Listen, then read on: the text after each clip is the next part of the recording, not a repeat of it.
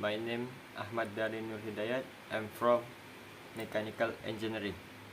I will explain about the function of multi-tools. Multi-tools are one of the few things that you must have at home. Multi-tools have many functions. There are various kinds of tools that exist in multi-tools, include knife, bottle openers, scissors, pliers, and others.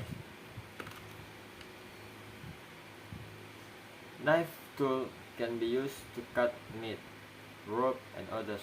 Bottle opener tool can be used to open bottle caps. Scissors can be used to cut things like paper and others.